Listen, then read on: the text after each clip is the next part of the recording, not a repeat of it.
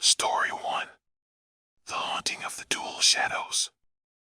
I've always been fascinated by the paranormal, but this time it hit a little too close to home. Sit tight and brace yourselves for a spine-tingling tale that will leave you questioning your own reality. It all began on a stormy night when I decided to spend the evening alone at my secluded cabin in the woods. The rain pelted against the windows, creating an eerie ambience that sent shivers down my spine. But little did I know, this would be the least of my worries. As I sat in the dimly lit living room, I noticed something peculiar. I was casting not one but two shadows on the wall. My heart skipped a beat, and I couldn't help but feel a growing unease creep over me. The room was only lit by a single lamp, so how was this possible? Curiosity and fear battled within me as I got up to investigate. I scrutinized every inch of the room, searching for a logical explanation. But no matter where I moved or how I adjusted the lamp, the unnerving sight persisted. It was as if there was an invisible presence lurking, mocking me with its cryptic manifestation. As the night wore on, the atmosphere in the cabin grew increasingly oppressive. Shadows danced eerily across the walls, and I couldn't escape the feeling of being watched.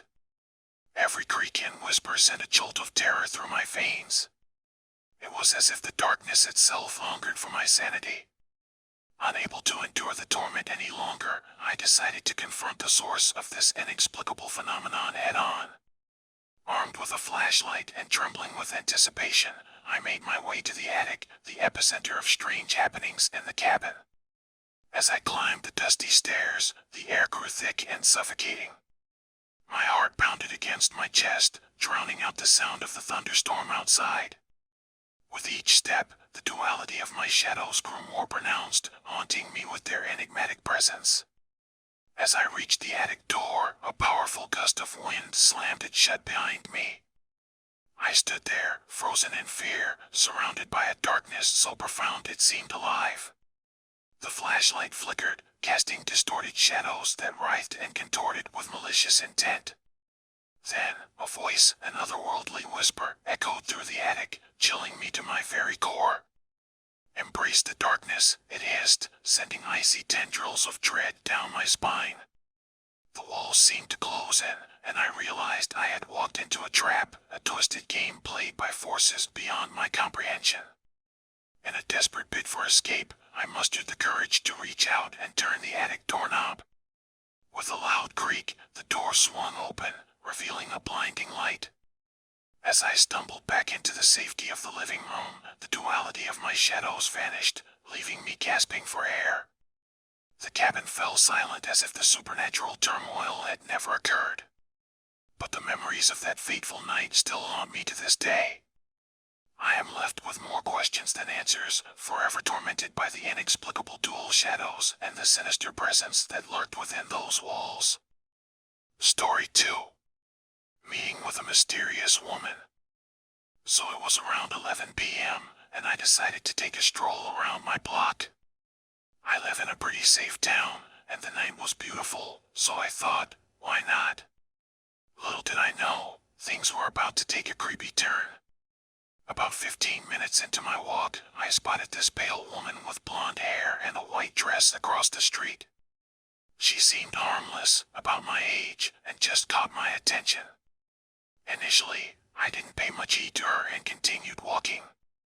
But here's where it gets strange. As I made another lap around the block, I noticed she was now on the same street, just a few feet ahead of me. She was standing by the curb, fixated on the passing cars. It struck me odd, considering the late hour, but I decided to approach her and said hello. That's when things took a seriously eerie turn. She turned her gaze towards me, and I kid you not, her eyes were devoid of any color or pupils. It was as if I was staring into a void. Freaked out, I mustered up the courage to ask if she was all right. But she didn't respond. Instead, she just pointed at the road. I was utterly confused and clueless about what she meant. Suddenly a black car appeared down the road, and before I could react, this woman stepped right into its path. The impact was horrifying, and blood splattered everywhere. The driver, a man in his mid-20s, immediately stopped and rushed out of the car. We were both in complete shock, trying to make sense of the situation. He called the police, while I went around the car to assess the girl's condition. But when I reached the other side, she was gone. Poof. Vanished into thin air, like she was never there. And to my bewilderment, the blood on the road had vanished as well, although it was still there in the driver's car. When the police arrived, they brushed it off as some sick prank by kids who didn't know any better, along with the guy playing along. They even concluded that the blood on the car was just paint. No further investigation, no explanation whatsoever. Now I'm left grappling with reality. Was this all a dream? Or did it happen? It felt so real. Story 3. Chilling subway encounter. It was a regular Tuesday evening. I had finished my work for the day and hopped on the subway to head back home. Little did I know that this would be no ordinary ride. So there I was, minding my own business, when I managed to snag an empty seat. Across from me sat this woman, approximately in her 30s. Something about her was off, though. She had this unnerving habit of constantly staring at me without breaking eye contact. I tried to ignore it at first, casually glancing away and then back, but she just kept on gazing at me with an intense focus. Here's where things took a seriously weird turn. While I was returning her gaze, I noticed her pupils undergo an inexplicable transformation. They went from their natural blue color to pitch black, right before my very eyes. I gotta admit, it sent shivers down my spine. As if that wasn't unsettling enough, the girl started whispering something to me. Unfortunately, with the train noise blasting in my ears, I couldn't make out a single word she uttered. It made me incredibly uneasy, to say the least. Thankfully, at the next stop, a guy hopped on and sat beside me. The girl's intense stare persisted, her whispers continuing as if in a trance. That's when it all took a bizarre twist. Just as I was trying to process the situation, the guy who sat next to me suddenly grabbed my sleeve and forcibly pulled me out of the subway car. I was taken aback and demanded an explanation for his unusual behavior.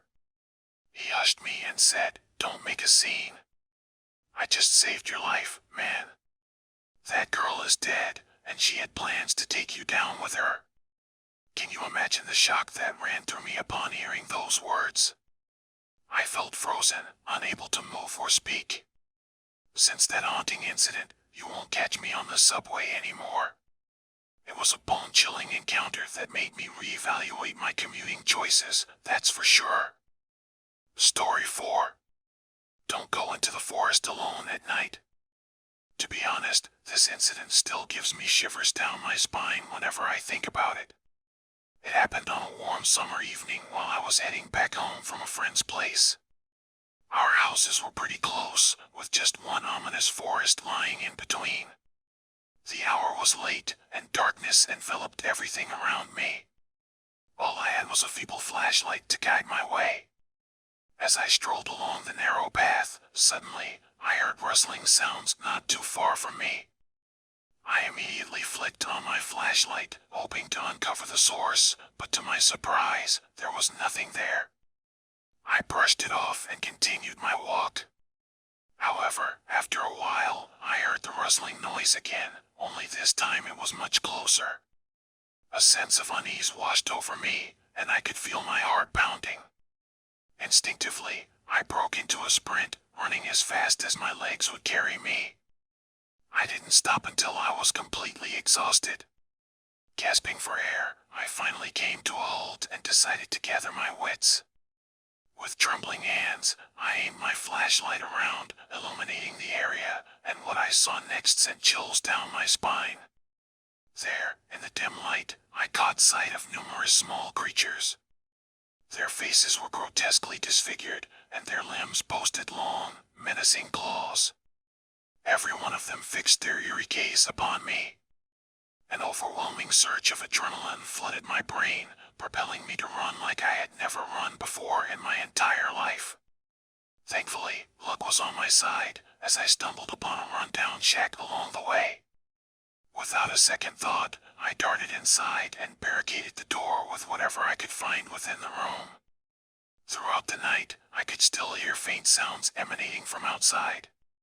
The door creaked ominously, and shadows danced in the moonlight. I huddled there, petrified, waiting anxiously for morning to arrive. It wasn't until sunrise that I mustered the courage to leave the safety of the hut. As I stepped outside, my eyes fell upon a bone-chilling message scrawled on the door: "Don't go into the forest alone at night." Story 5. Emily. It all began when I stumbled upon a girl named Emily on one of those social networking sites. Honestly, our initial interactions were nothing special, just your typical small talk. But as time passed, something about her started to captivate me. Gradually, she became more intriguing, and we found out we had a ton in common. We ended up messaging each other every single night. Emily had this charm that drew me in, you know. Her words resonated with me, and it felt like we were on the same wavelength. Our conversations were deep and filled with agreement. I eagerly awaited our nightly chats like a kid on Christmas Eve. And let me tell you, her voice was like music to my ears. I kid you not, I felt like I could fall head over heels just by listening to her speak. Plus, she was drop-dead gorgeous in her photos. So, naturally, the idea of meeting her in person started to occupy my thoughts. The catch was that she lived in a different city, making it quite a challenge. But we soldiered on, and after almost a year of building this connection, I decided to bring up the idea of meeting face to face. To my delight, Emily was thrilled about it, and we set a date for the big day. I eagerly purchased my plane ticket, anticipating what I believed was my destined encounter. Fast forward, and I found myself in the very city where Emily resided. We exchanged phone calls, and she guided me to her place. She lived with her folks, so meeting her parents was part of the deal. Standing in front of that apartment door, the nerves kicked in like a freight train. My heart was pounding so hard it felt like it could leap out of my chest any second. I mustered the courage and rang the bell, and within moments, Emily's mother opened the door. Beaming with excitement, I handed her a lovely bouquet I had picked up on my way over. But instead of the warm reception I anticipated, confusion clouded her face, and she asked the question that sent shivers down my spine. "Who are you, young man?" With joy in my voice, I replied, "I'm here to see your daughter." Didn't Emily mention that she was expecting a guest today? Her mother's anger flared up, and she retorted, "What nonsense are you spouting? Emily passed away a year ago. She couldn't have invited you." That's when my world came crashing down. I couldn't comprehend what was happening. It felt like a sick joke I desperately wished wasn't real. I begged for an explanation, and Emily's mother dropped the bombshell. She revealed that her daughter had tragically died in a car accident a year prior. She was just as shocked as I was to discover that her late daughter had been engaging with me through the internet and phone. To confirm this eerie revelation, we checked Emily's smartphone, which was switched off and stowed away in a closet. Lo and behold, all our messages and call logs were there, spanning nearly an entire year. There was no rational explanation for any of it. Emily didn't make any contact after that, no responses on social media or calls. It felt like I was stuck in some dream, but there was no waking up. I spent a restless night in a nearby hotel and hopped on the morning flight back home. Story 6. The Cold Hand. It all began 3 months ago when a horrific accident left me with no choice but to amputate my right hand. The surgery went well, and I started my long road to recovery. However, as the days turned into nights, a dreadful presence began to manifest itself. At first, it was mere whispers in the darkness. Whispers that I attributed to my imagination running wild. But then, as I lay alone in my bed one night, the phantom pains began. Sharp jolts of agony shot through my non-existent hand, causing me to cry out in pain. It was like my brain was betraying me, sending signals to a hand that no longer existed. Terrified, I reached out to my doctors, explaining the torment I was enduring.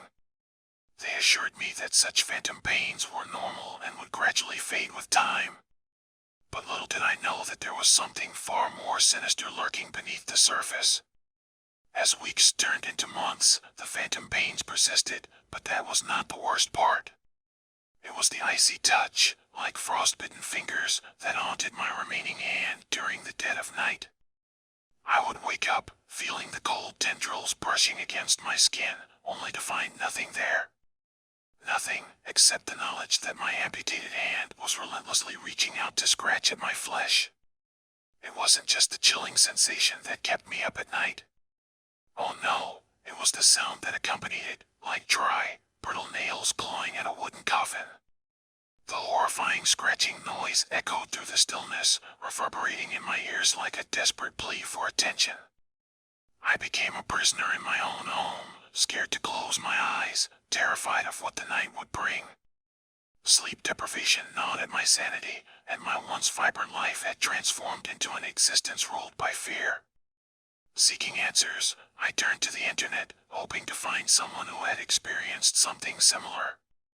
That's when I stumbled upon a forum thread with a title that made my blood run cold: amputated hand hauntings, cold scratches, and unearthly whispers.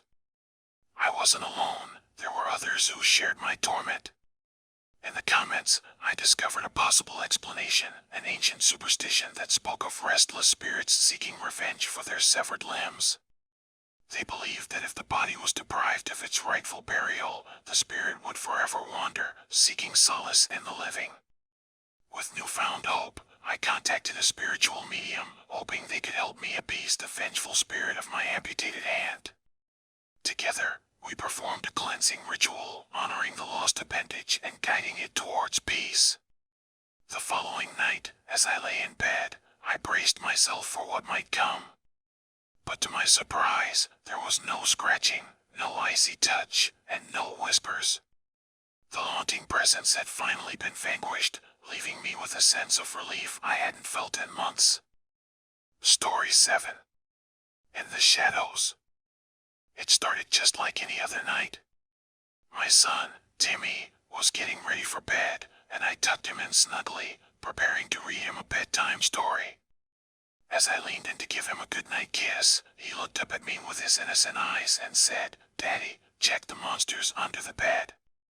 Naturally, I chuckled and tried to reassure him.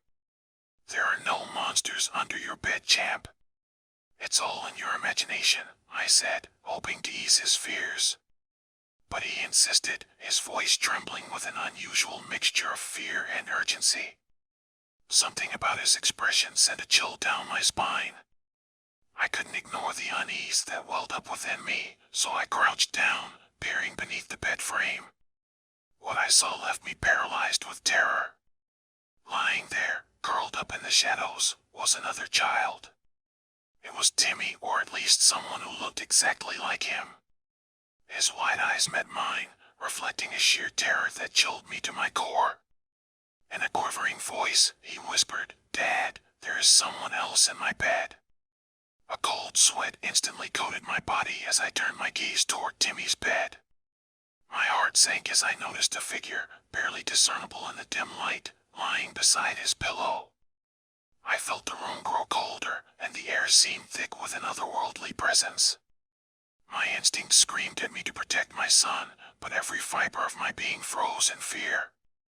Summoning every ounce of courage I had left, I mustered a weak, "Who are you?" A hollow laugh echoed through the room, sending shivers down my spine. The figure beside Timmy began to stir, revealing a face obscured by darkness. It spoke in a chilling, distorted voice that seemed to come from deep within the pits of despair. It hissed, "You thought you could protect him. But you can't protect him from me." My mind raced, desperately trying to process what was happening. Was this some sort of twisted nightmare? Had I stumbled upon an unspeakable evil lurking beneath my own roof? Panic coursed through my veins, but I knew I couldn't let fear consume me. Without hesitation, I lunged toward the figure, ready to defend my son at all costs. But as my hand passed through the shadowy figure, it dissipated like smoke, leaving me grasping at empty air. It was a fleeting moment, a mere phantom. I turned my attention back to Timmy, pulling him away from the sinister doppelganger lying in his bed. Holding him tightly, I whispered, "Don't worry, buddy. Daddy's got you. We'll figure this out together." We stayed up all night, barricading the doors and windows, hoping that whatever malevolent force had infiltrated our lives would stay at bay. But when dawn finally broke, we were met with an eerie discovery. The dark entity that had plagued us throughout the night had vanished without a trace.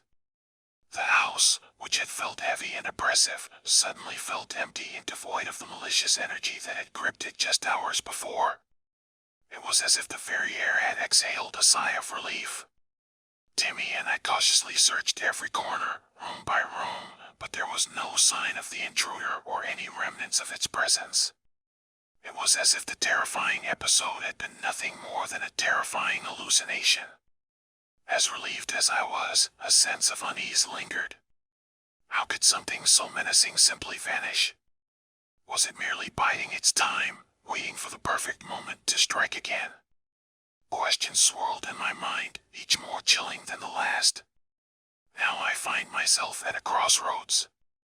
Do I dismiss this as a one-time supernatural encounter and try to move on with our lives, or do I continue to dig deeper, desperate for answers and determined to protect my son? Story 8. The Sinister Reflection. It started like any ordinary night. I had just dozed off, seeking solace in my cozy bedroom. The night was still, the silence only broken by the faint chirping of crickets. That was until a sudden noise jolted me awake. Knock, knock. I groggily rubbed my eyes, thinking it was someone knocking on my bedroom window. My heart raced, imagining all sorts of terrifying scenarios.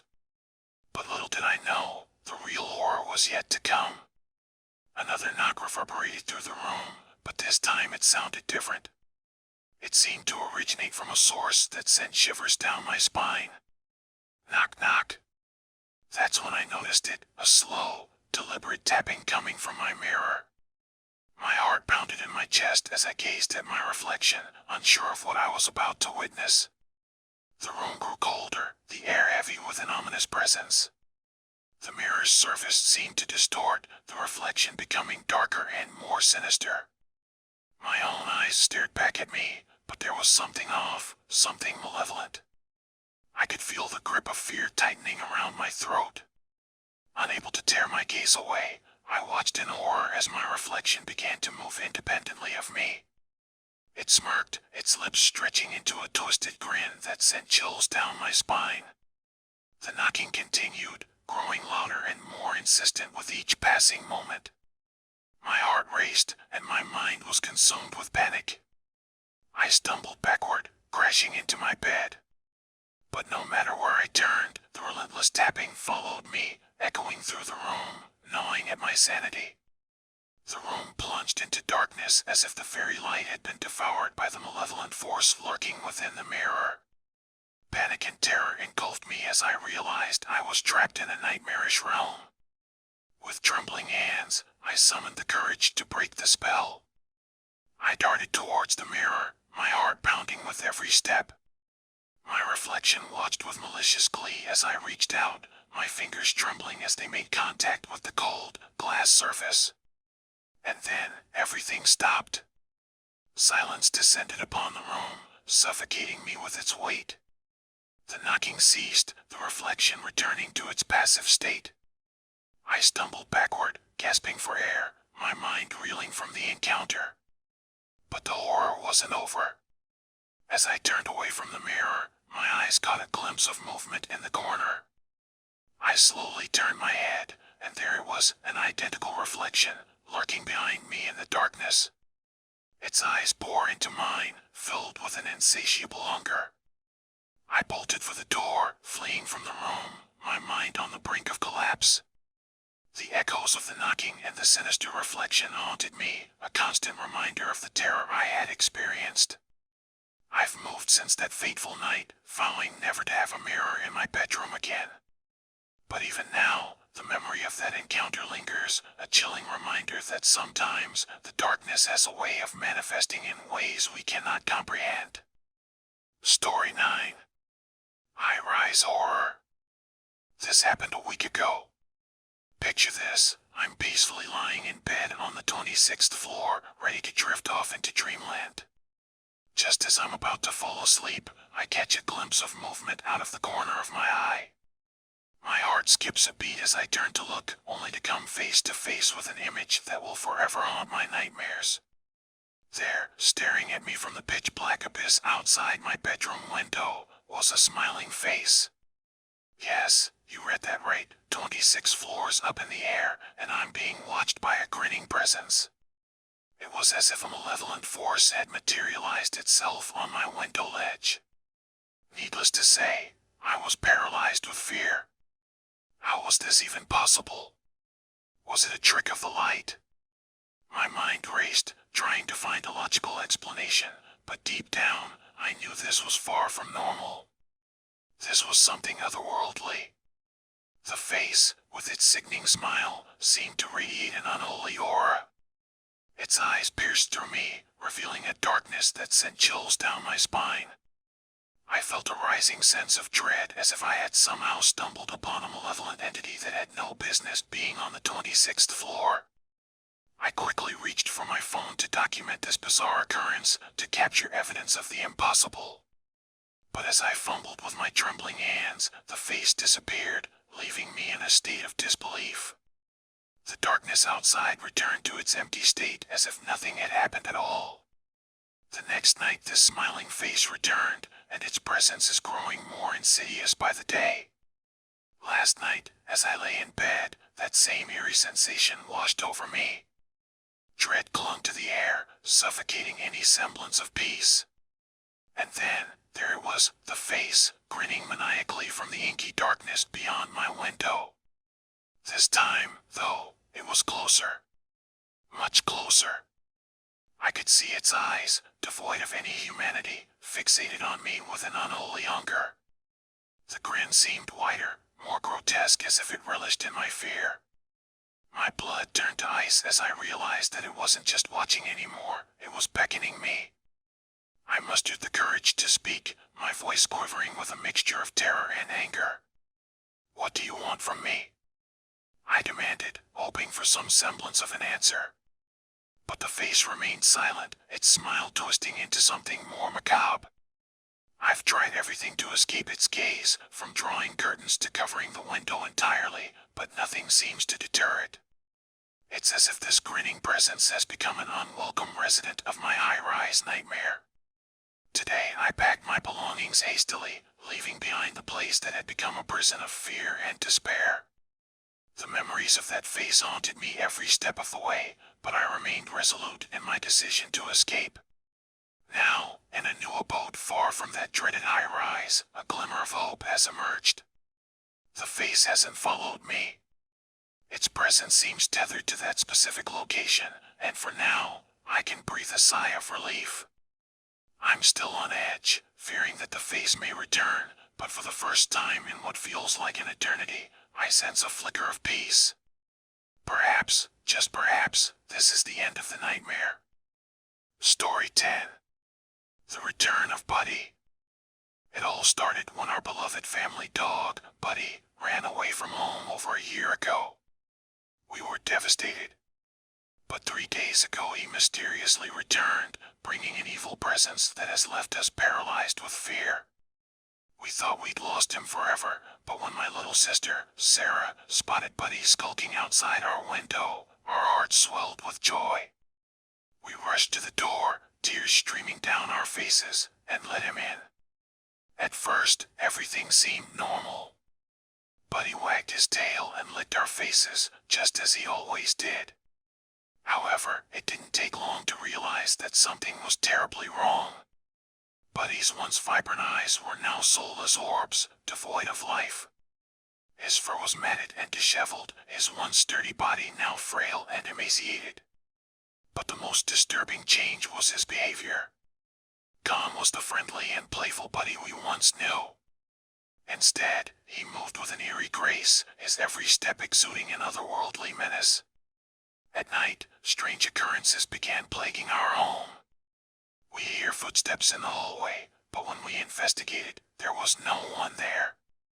Doors creaked open and slammed shut, seemingly of their own accord. Terrifying whispers echoed through the house, taunting us with their unintelligible words. Worst of all, shadows danced on the walls, contorting into sinister shapes that seemed to watch our every move. The atmosphere in our once happy household grew increasingly tense. My parents argued constantly, their nerves frayed by the unexplained phenomena. Sarah, normally a bubbly and carefree child, became withdrawn and plagued by nightmares. Even I, the skeptic of the family, could no longer deny the sinister presence that had latched onto Buddy. Desperate for answers, I turned to the internet for help. That's when I stumbled upon a thread discussing ancient demonic rituals, summoning unspeakable horrors from the beyond. As I read through the chilling accounts, I realized that Buddy's transformation aligned disturbingly well with the descriptions of demonic possession. Fearing for our lives, I begged my family to part ways with Buddy, but they refused, clinging to the hope that our furry friend could be saved. With no other options, I reached out to a local paranormal investigator, hoping they could rid our home of the evil that had taken hold. The investigator arrived the next evening, armed with an array of mystical artifacts and an air of confidence that seemed to falter slightly upon meeting Buddy. As he ventured into the house, I watched from the corner, clutching a crucifix tightly in my hand. The night was long and harrowing. The investigator performed rituals, muttered incantations, and scattered blessed salt throughout the house. Buddy howled in agony, his unearthly cries echoing through the walls, as if the demons within him fought against the cleansing process. Time seemed to stretch endlessly, and fear gripped my heart. Finally, as the sun began to rise, the investigator emerged from our now quiet home. Sweat dripped down his forehead, but a triumphant smile adorned his face.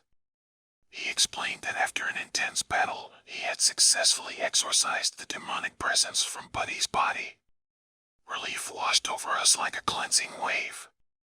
We watched in awe as Buddy's eyes regained their familiar sparkle, his fur regained its luster, and his once frail body regained its strength. It was as if he had been reborn, freed from the clutches of darkness. The investigator assured us that the ritual had severed the connection to the demonic realm, and Buddy was no longer a vessel for evil. He recommended keeping a watchful eye on him, just to be safe, but we felt a renewed sense of hope and trust. With Buddy's demonic nature banished, our home slowly regained its peaceful ambience. The eerie whispers and malicious shadows ceased to exist, replaced by warmth and tranquility. The nightmare was over, and we could finally breathe easy. Buddy returned to his playful self, bounding through the house with an enthusiasm we hadn't seen in ages. The bond we shared with him felt stronger than ever, as if the ordeal had brought us closer together. We remain cautious, knowing that evil can lurk in unexpected places, but we refuse to let fear consume us. Story 11. The Haunting Doorway to Darkness. It all began innocently enough. My sister, Laura, and I were playing in the basement, searching for a box of old toys. While rummaging through the clutter, we noticed something peculiar, a door that we'd never seen before. It was old, covered in dust, and had an eerie aura about it. Curiosity got the best of us. We had to open that door and see what lay beyond. Slowly, we turned the rusty handle, and the door creaked open to reveal a dimly lit room. The air was heavy with an unsettling atmosphere that sent chills down our spines. As we stepped into the gloom, our eyes were drawn to a worn-out book lying on a dusty table.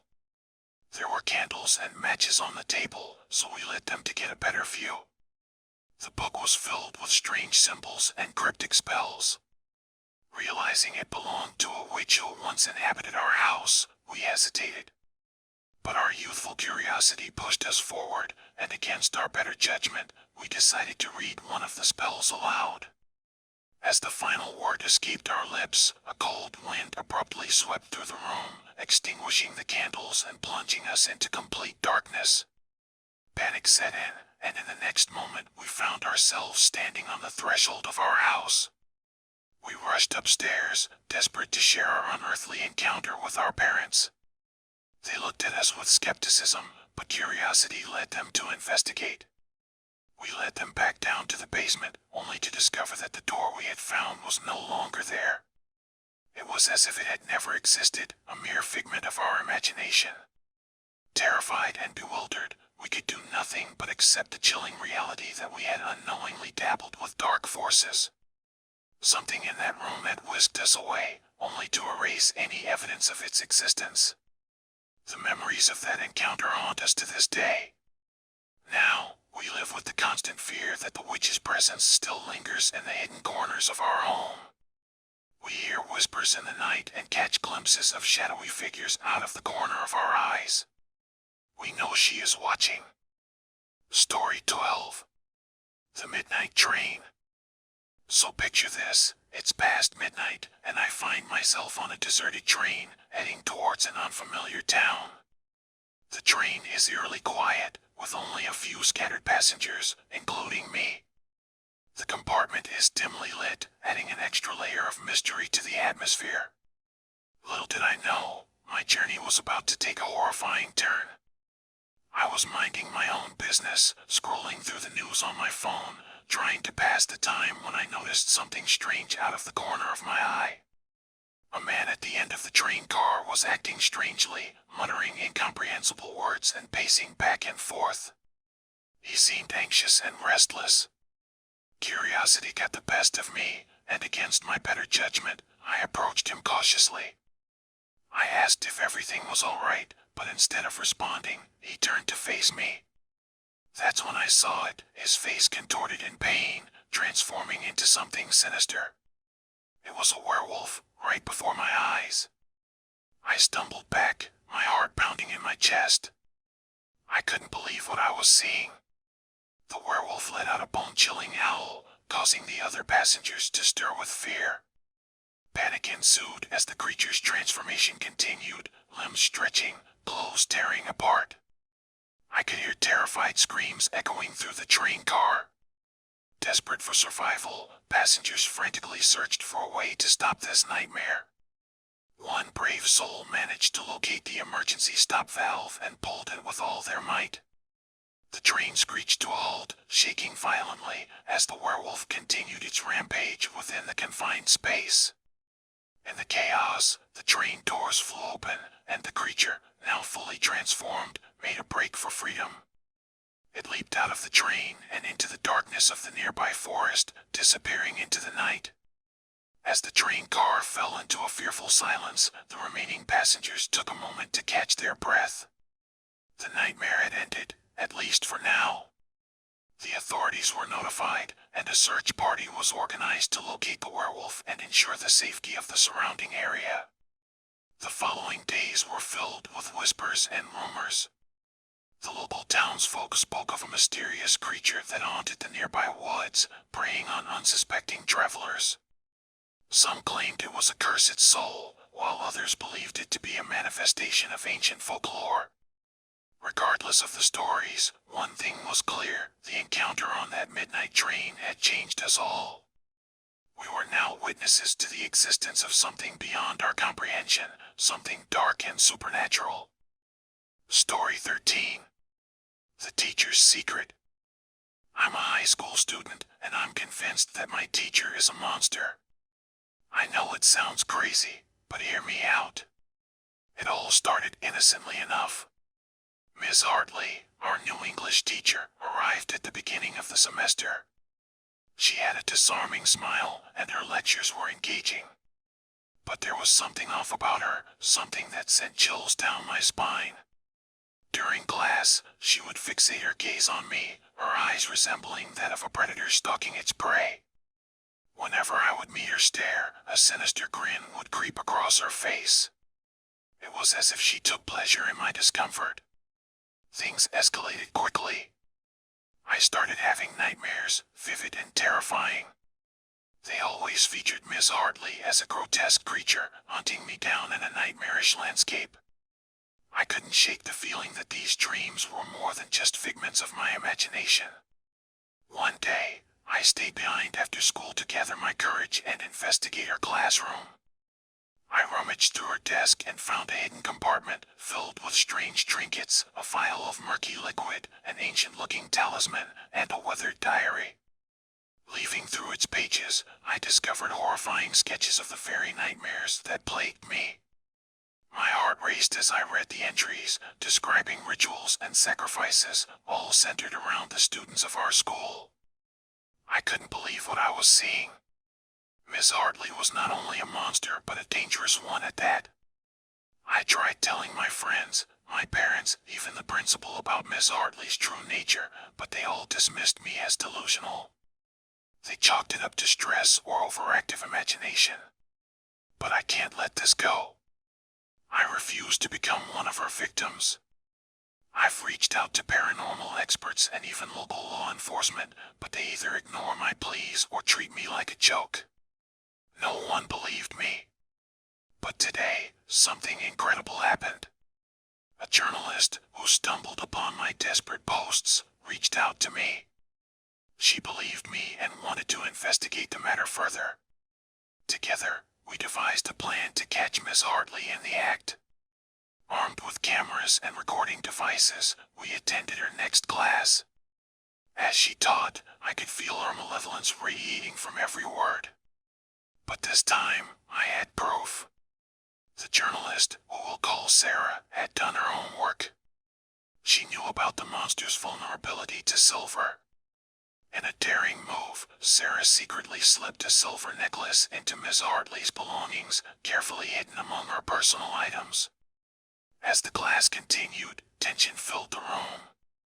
Sarah had instructed me to engage Miss Hartley in a conversation about ancient artifacts, unknowingly drawing her attention closer to the necklace.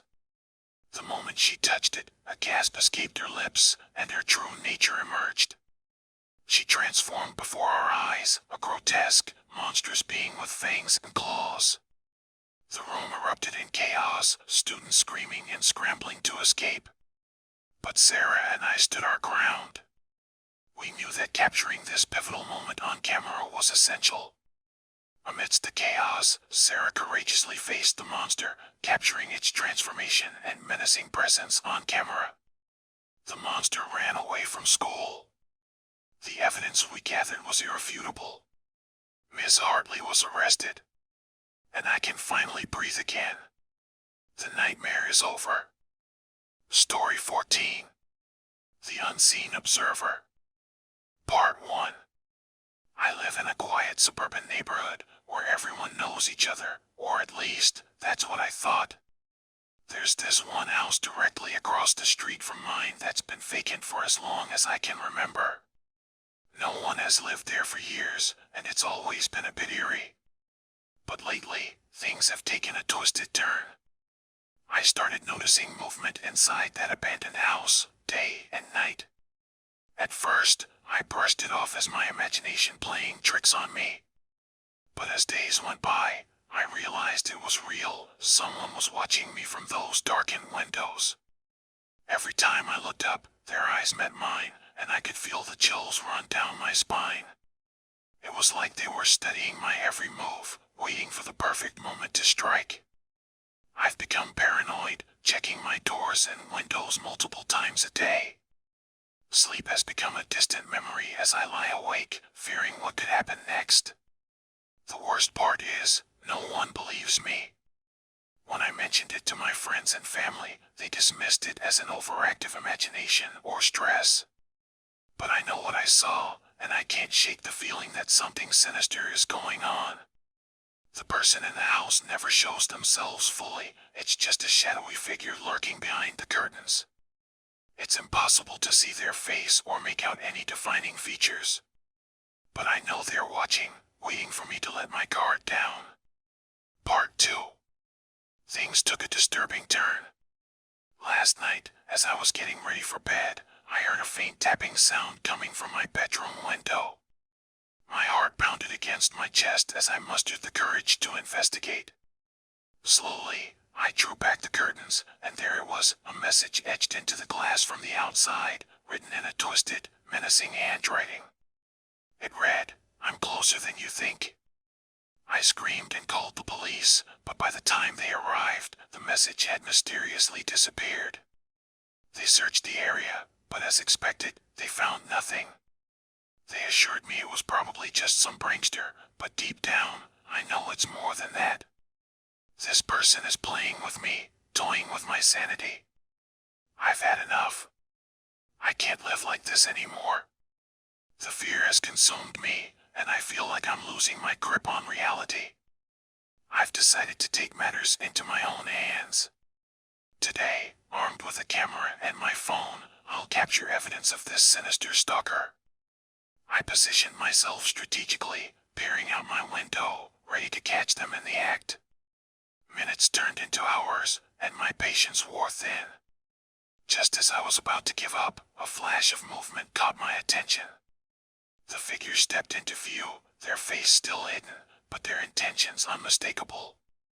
I snapped several pictures, documenting the figure's presence. But as soon as the flash went off, they vanished, leaving me shaken and alone. I rushed to review the photos, hoping to catch a glimpse of the person's face, but to my dismay, they were nothing more than blurred shapes in the darkness. I'm terrified. I've tried involving the authorities, but without concrete evidence, they can't do much. I don't know what to do anymore.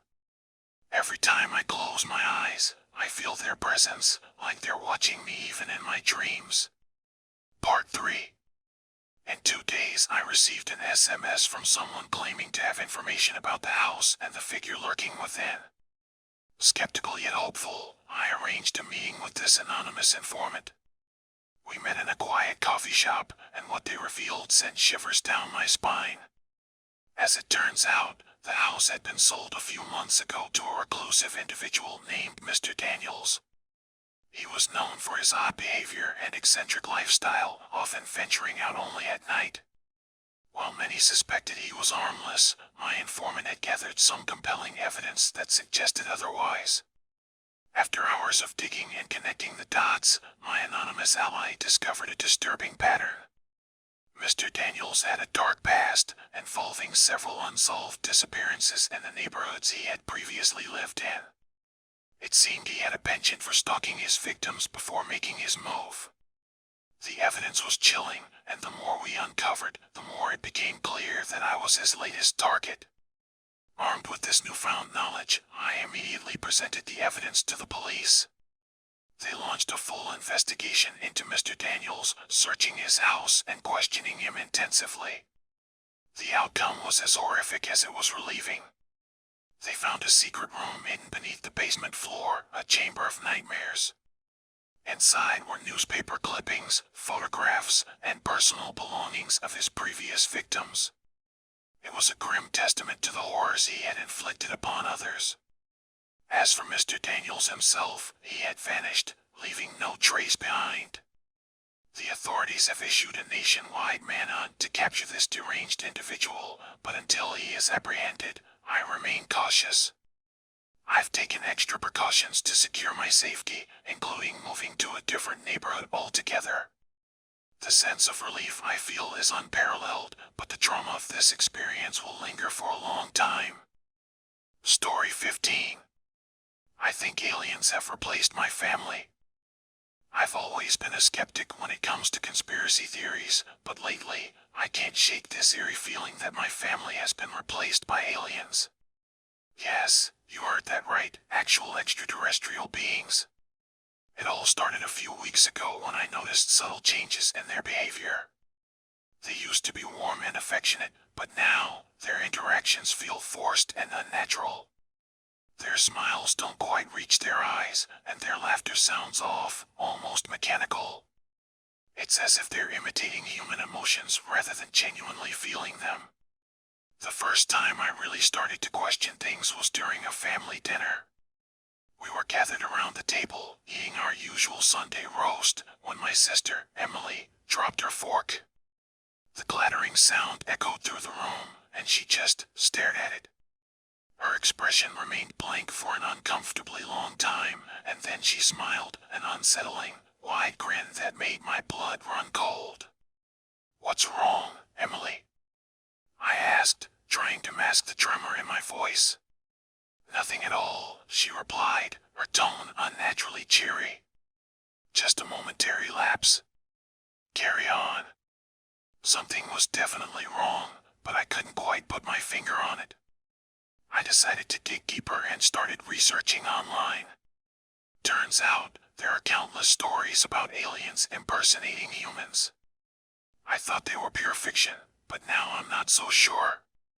The next day, while rifling through my parents' bedroom, I discovered a strange journal hidden under their mattress. The pages were filled with cryptic symbols and diagrams that made no sense to me. It was as if I had stumbled upon some extraterrestrial language. Goosebumps formed on my arms as I leafed through the pages, realizing that my suspicions were becoming more and more real. I decided to confront my parents, hoping for an explanation or at least a reassurance that I was wrong. I sat them down in the living room and spilled everything, showing them the journal and expressing my concerns. To my surprise, their faces contorted into expressions of anger and hostility, their eyes taking on an otherworldly glow. It was then that I knew these were not my parents. They were imposters. In a panic, I bolted for the front door, but before I could escape, I felt a sharp pain in the back of my head. Darkness swallowed me whole, and when I regained consciousness, I found myself in an unfamiliar place. It was cold, sterile, a laboratory of some sort. I was restrained on a metallic table, surrounded by beings that resembled a grotesque mix of human and alien features. One of them approached me, its voice a distorted hiss. "We have been watching you, human. You were getting too close to the truth, so we had to intervene. Your family was an experiment, a test to see if we could infiltrate human society undetected. You were the anomaly we needed to remove."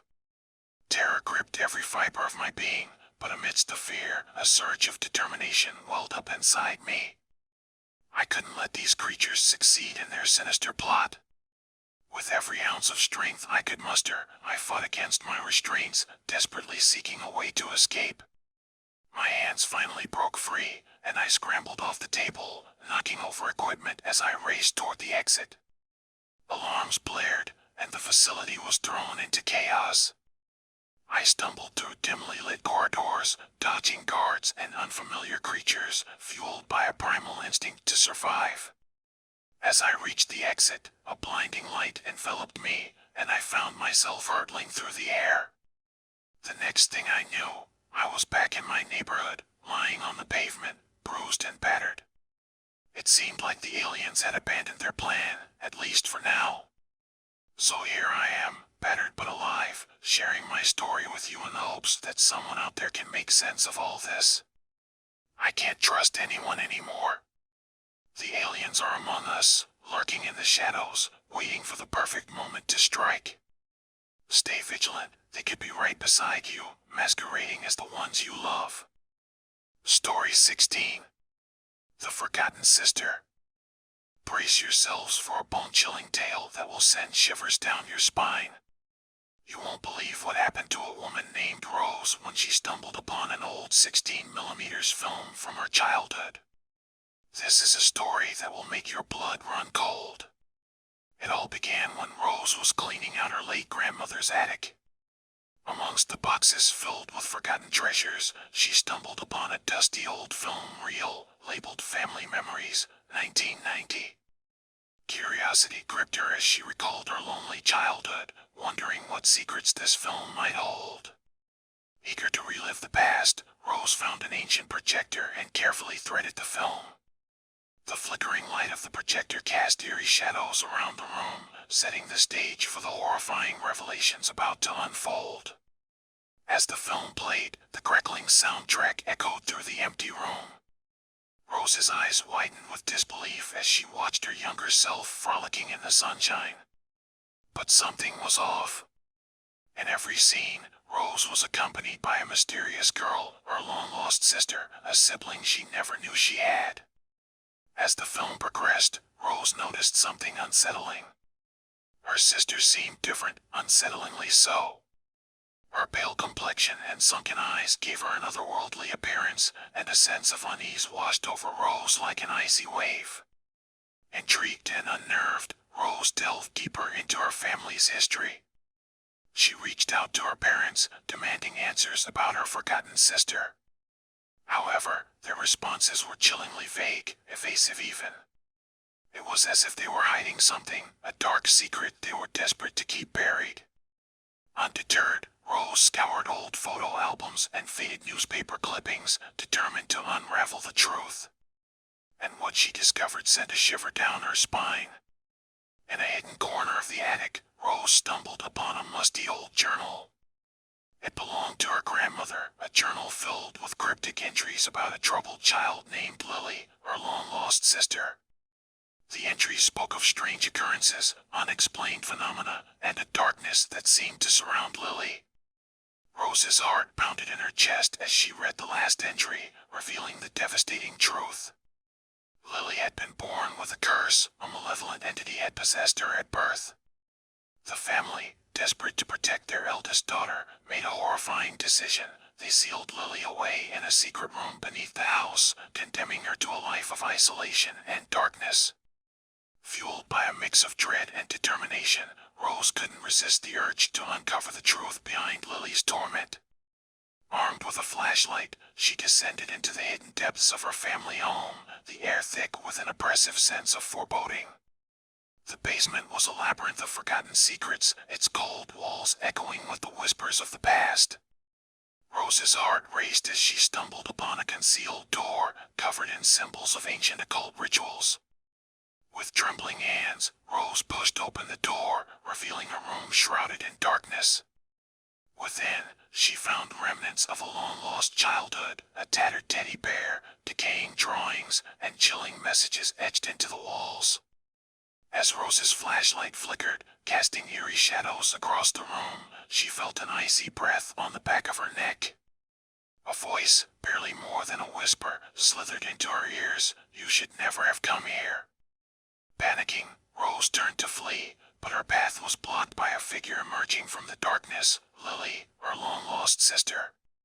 Her eyes glowed with an otherworldly light, and a malicious grin stretched across her face. In a chilling voice, Lily hissed, "You have awakened me from my eternal slumber. Now, you shall join me in the darkness forever." And that is where Rose's story ends. Some say she vanished without a trace, her fate forever intertwined with her sister's tortured soul. Others claim to have heard whispers in the night, echoes of a family forever haunted by the sins of their past. So, next time you stumble upon an old film or unearth a forgotten secret, remember the cautionary tale of Rose and her sinister sister, Lily. Some truths are better left buried, and some mysteries are best left unsolved. Story 17. My daughter's imaginary friend is not imaginary. It all started innocently enough when my 5-year-old daughter, Mary, developed an imaginary friend. Kids and their imaginations, right? But let me tell you, things took a terrifying turn when I realized her so-called imaginary friend wasn't so imaginary after all. About a month ago, Mary started talking about her new friend, Mr. Tickles. At first, my husband and I found it cute and assumed it was just another one of her imaginary playmates. But then Mary started describing Mr. Tickles with chilling accuracy. She said he had long, bony fingers and wore a tattered suit that was stained with what she called dried blood. As days went by, strange things started happening around our house. We would find objects moved or misplaced, hear odd noises during the night, and even catch glimpses of a shadowy figure out of the corner of our eyes. Mary would laugh and say it was just Mr. Tickles playing tricks on us, but I couldn't shake the feeling that something sinister was lurking. Desperate for answers, I turned to the internet to research any information about Mr. Tickles. To my surprise, I stumbled upon a disturbing news article from a decade ago. The article described a man named Harold Tickles, a former children's entertainer who went missing under mysterious circumstances. The details matched Mary's description eerily well. Filled with dread, I confronted Mary about what I had discovered. She innocently shrugged and said, "Mr. Tickles told me his secret. He used to be a clown, but he did bad things." The words sent chills down my spine as I realized the horrifying truth. Mary's imaginary friend was the ghost of a deranged clown who had somehow attached itself to her. As days turned into weeks, our lives became a nightmare. Mr. Tickles grew increasingly malevolent, tormenting us relentlessly. We would wake up with scratches on our bodies, find disturbing drawings on the walls, and hear menacing whispers in our ears. The atmosphere in our once happy home turned suffocating, driving us to the brink of madness. Fearful for our safety, we sought the assistance of a renowned paranormal investigator. He delved into the history of our house and discovered that it was built on the site of an old circus where Harold Tickles used to perform. It seemed that the sinister energy of the past had awakened his vengeful spirit. Armed with this knowledge, the paranormal investigator performed a complex ritual to cleanse our home of the malevolent presence. We watched in anticipation as the house was engulfed in an otherworldly light, and the air grew thick with tension. Suddenly, Mr. Tickles materialized before us, his demonic grin frozen on his face.